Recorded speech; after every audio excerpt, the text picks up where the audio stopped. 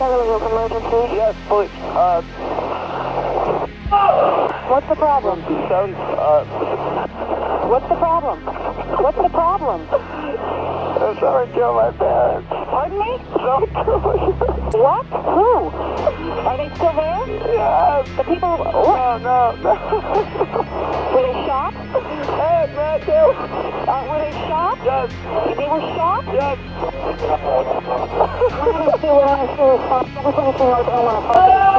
What happened? Hey, stay down, I have a hysterical person on. We're trying to explain further. Atty, would you like to respond? Hello, everybody. I am Gregge Stewart, and this is Stewing the Pot, the podcast, Stewing the Pot. And that's what we're doing today. And today's podcast is about the Menendez brothers, to free or not to free. And what I mean by that is, if you've been following along, as of late, a Superior Court Judge, Michael Jessic, decided to reopen the case. And what he wants to do basically is take them from their death sentence or whatever sentence that they have, which I believe is that because he wants to change the sentence to 50 to life opposed to what they have. What this will do then is they won't get basically the death penalty, and they will be eligible for parole now. So a lot of people have felt very uncomfortable with this. When you think about it, how does it make you feel? And maybe not them in particular, but if it was happening to you, if you were feeling a certain way that someone came into your life and all of a sudden they said, you know what, we're going to put them to death, and they changed it emotionally, how would that make you feel? Now, we're going to talk a little bit more about this case to give you a better decision that to free or not to free. That is the question. So let's talk a little bit about the facts of this case. So the parents, Jose Menendez and a Mary Kitty Anderson, went by Kitty a lot from what I was reading, were gunned down by their two sons, Lyle and Eric. And Jose was, so picture yourself in a courtroom before we go there. You're in the courtroom and they say, Jose's watching television. Kitty is, I guess, over where she can see Jose from the kitchen, but she doesn't see the boys coming up, sneaking up on Jose. They have a 12 gauge shotgun and they blast Jose in the back of the head. Kitty then hears the gunshot, probably sees Jose slump over. And then she sees the boy, and now she's in range of her sons. I'm sure there's a lot of hysteria. One of the sons, I think it was Lyle, but I'm not exactly sure, shoots his mother, and I believe it hits her in the leg and then finishes her off in the stomach, and she dies. Now, after that, they staged the scene to look like it was a mob hit. Why? Why would they do that? Well, I guess at home, Jose would talk about work. And it comes out in the case that Jose didn't have a lot of friends. The people that should have been his friends were not really his friends. At least the way Jose treated them, they felt very abused. But they needed the work. It was a good job, made money, so they took the abuse. Now, a lot of people are in jobs they don't like, and you have to ask yourself, it will never, hopefully go to that level, but are you abused enough where you just wish something could happen to that person to take the pressure off of you? Believe it or not, I get a lot of people in my work that say, oh, I don't want nothing to happen to that person, but I wish they would get fired. I wish that I didn't have to see them again. So I want you to keep that in mind. So at this point, they shoot their parents. So was it abuse or was it for something else? Well, what comes to be is prior to the shooting, the week of the shooting, the father has been disappointed in his two boys. So because what ends up happening is that the father had high expectations He looks at his sons as an extension of him and he wants the best for them. But the way he presents it is in an aggressive, anger-like way. And with that being said, their relationship with his mother and father, they don't have the best relationship because Jose has a history of cheating on his wife. And so there were moments where she wanted to even leave. So you have to ask yourself, was this about money? Or was this about something deeper that was happening in the house? Because even Kitty wanted to leave Jose at one point. Now, she ends up staying. They end up building a life together. At this point, things are not going as well for Lyle and Jose. He had big expectations for his son to get accepted into Princeton, but both sons, not meeting dad's expectations, decide that they want money. They have this lifestyle. They have visions. They start robbing the neighborhood. They start robbing the neighborhood and stealing from their friends around the neighborhood because they get to know their MO. They get to know when they're at work, when they're not at work, and people probably didn't use the alarm systems like we have Simply Safe and all these other ones. Now, like I said, no cameras in the neighborhood. It's probably a little bit easier to get away with things. Not to say that there wasn't alarm systems, but they knew what to do when they did it. It was only until I believe it was Lyle who was driving home one night that he did something reckless on the road. He was pulled over. At this point, as he's pulled over, what ends up happening is he gets searched and they find all these items. It comes out that these are the items missing that people complained about. It all checked out. Now, he gets arrested, he gets bonded out, and the father still sees a bigger future for his oldest son. His youngest son, Eric, kind of was on the back burner.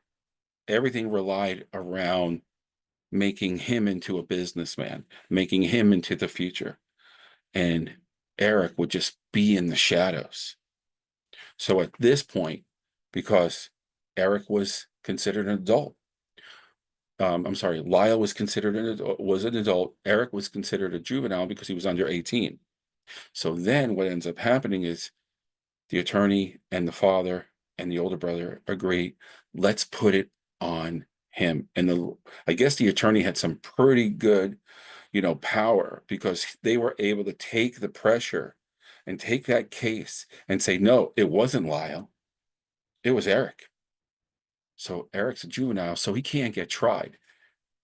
And at this point, now Lyle is off the hook, but he's still not measuring up to dad's expectations. So dad gives him a job at his company, a very big entertainment company.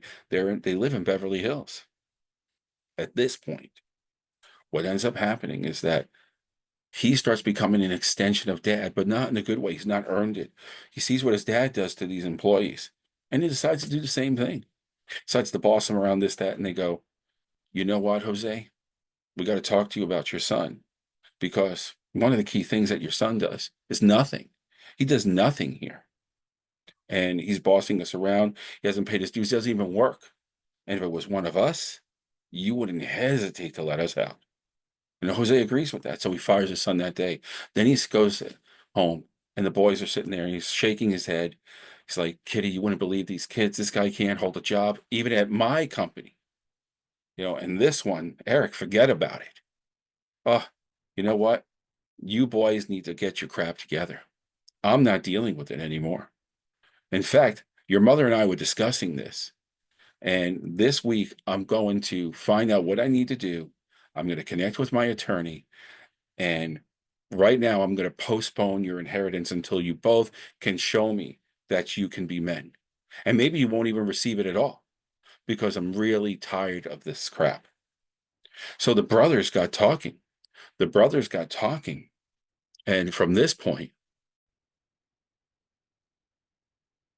and they start mentioning that, you know what, we're not going to get the inheritance. So prior to this, Eric in school, or I think it came later, it showed his emotions came out, but they premeditated this crime.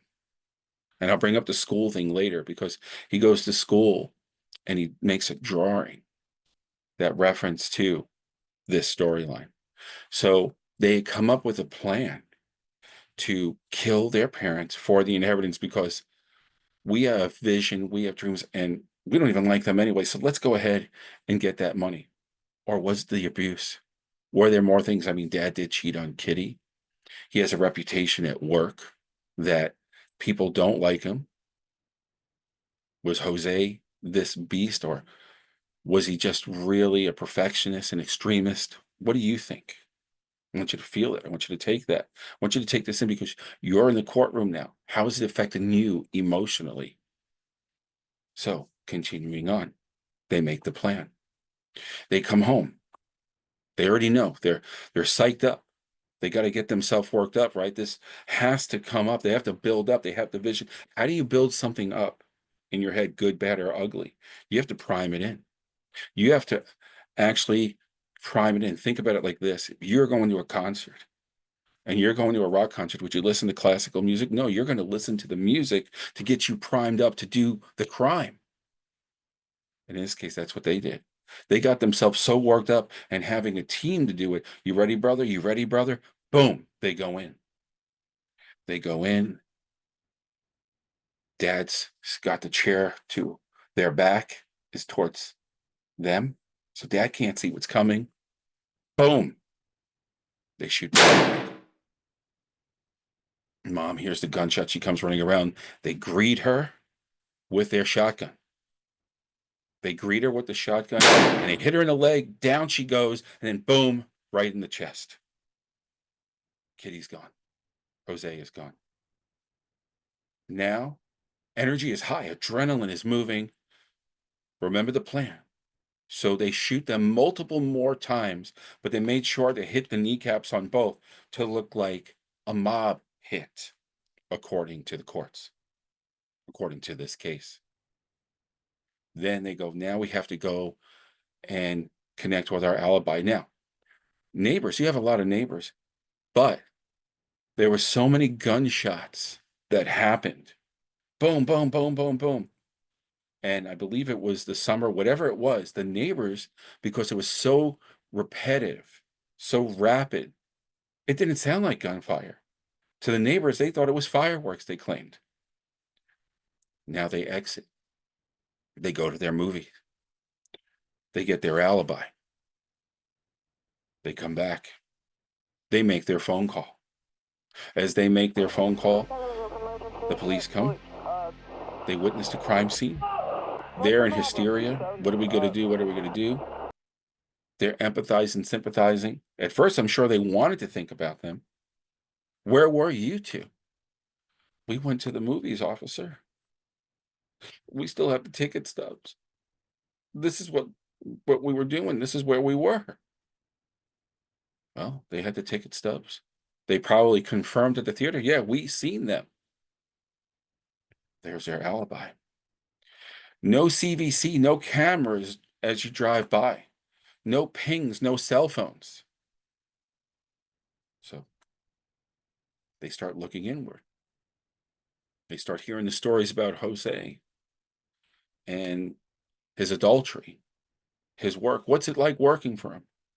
He's not a very nice man. I tried to like him, but I can't. So they noticed enemies. So now they're interviewing which one until everybody checked out. Everybody has an alibi. So we'll just keep looking, but it becomes what they figure is going to be a cold case. In the meantime, the brothers, Lyle and Eric, they receive the inheritance. And as they receive the inheritance, at this point, they get red flagged by the police because they spent way too quickly for two boys who were supposed to be mourning for their family. Within 6 months to a year, they went over $1 million. One brother bought restaurants, the other one wanted to be a tennis pro and decided to go train and then eventually get a pro match, I believe, in Israel. This started to concern the police. So they began to look into it.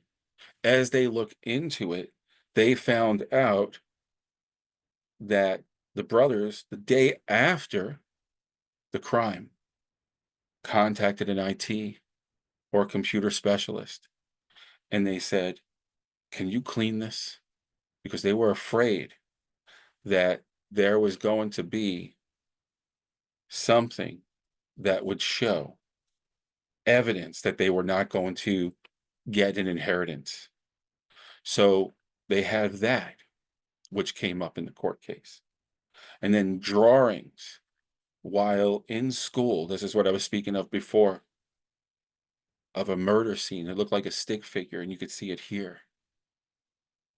Does that look like premeditation? Does that look like guilt? Why would you draw that before or after? This is what was coming up. So now I want you to think about the case, because during the case, to try to get off, this was the evidence that they had. They said, well, we were going to not kill them, but the abuse, this is where they tried to make the shift, was so bad. We couldn't live with it anymore. We didn't know what to do. It just drove us and drove us. Dad, Jose, it just drove us and drove us to the point of no return. And this is what they did. We do love our parents, and we wasn't ourselves. As much as we would talk to each other, the abuse was beyond anything. And if you needed more detail on the abuse, you could always pull it up on other documentaries and Netflix documentaries and other movies, I think, that have come out since then. But you get the meaning, you get the point. But unfortunately for them, the facts have proven that this was because of the spending spree and because of the expectations not being met, they claim, that they decided, more so because of the inheritance. Because once that was said, the plan evolved, and then it went in motion. And then they killed their parents. But they said it was because of abuse. These are the facts of the case. These are the facts. So is this justified that Superior Court Judge Michael Jessic, for whatever he was feeling, that said, you know what? I want to reopen this case? Because I watched their recent documentary, and it displayed more of the abuse that they did go through, that that whole household went through. Are you saying then that the parents deserved it? Maybe Jose, because they did say mom was just basically, it was almost at the wrong place at the wrong time. They knew she wouldn't go in with them. So we can't leave any witnesses. We love you, mom, but boom. But Superior Court Michael Jessic, let's just at least give him life in prison with parole, with the opportunity of parole. Let's take the other thing off the table. Why all of a sudden? I'm not saying it's right or wrong. I'm asking the question, that's all. I'm not a judge, I'm not a jury, but as a person in coaching, I don't want to ever see anybody. I know the Bible, I know many faith. I don't know what would be wrong or right. I just ask you, as the person watching, how would this affect you? If they were free, they have waiting for them TV shows. Who knows if they have something put away since this experience, but they definitely have opportunities. If they were free, would you like to see those opportunities taken away? So at least they can be without the finances, to see how life would be. Do they deserve it from your point of view? Or do they deserve the income? They paid their dues. Let them get as much as they can. Or no, don't give them any parole. Fine. You don't want to take them out. You don't want them to die. Give them life without parole. And I think that's what originally was. Why is it all of a sudden shifted to life, 50 years to life with parole eligibility? But what would you like to see? How would it affect you? What is the emotion that you're connecting because you're hearing this story now? Imagine being an attorney for a moment, just a practical attorney for yourself, thinking of the case, and being a practical psychologist. Is this basically built on this person was crazy or this person was just ruthless because they had a cause of what they wanted? Or was it a moment of basically intense mental illness at the moment because of abuse? I had to protect myself. You have some facts in reference to this case. Again, this is where I'm asking you, what do you think should happen here? To free or not to free? This is Gregge Stewart with Stewing the Pot, and I look forward to talking to you on our next podcast to come. Bye-bye. If you do, feel free to give them this podcast. Feel free to connect. There'll be some contacts at the end of the podcast in reference to free consultation, free one-on-one session to try it, to get you to reestablish your identity after living in a behavior for so long. I think it's about time. Do you even know? And there's the biggest question. No, I am living my identity. How do you know? How do you know that you're living in your identity? How do you know that you're not conditioned and you're really a behavior? That's what Epstein did. That's what P. Diddy did. And that's what many people out there are going through. So we're stewing the pot. And I hope that you enjoyed this podcast today. In reference to Stewing the Pot with myself, Gregge Stewart. And this podcast is sponsored by Stew Sweets. If you like a wonderful, healthy alternative to desserts, but you don't want to put on the calories, well, Stew Sweets would be that for you, because they have the best high protein, super low carbs, no sugars. All sugars that are in it are natural and very low, very tasty. Stew Sweets specializes in Dubai chocolates as well as cookies, and all wonderful pro bodybuilder whey proteins are in it. I think they use the raw with sebum, if you're familiar with the fitness world. If not, look it up. Sebum's protein, I believe it's called Raw, RAW, and give that a check out. But once again, thank you for listening in to the podcast here with Stewing the Pot. I'm Gregge Stewart, and we're going to continue our journey together. Thanks a lot. Do me a favor, when you get a chance, subscribe and like us, because we do appreciate it. We're going to have a lot of interesting things to talk about. But once again, please down below, please like us there. Please also subscribe. It is very appreciated. Looking forward to your comments there. And again, if you need help, take a look also after the little commercial in reference to Stew Sweets at the end. Take a look at the helpline there, because we can get you some help, and we are offering consultations for free, as well as a session to help you find your identity and stop living this behavior. Till next time, this is Gregge with Stewing the Pot. See you later.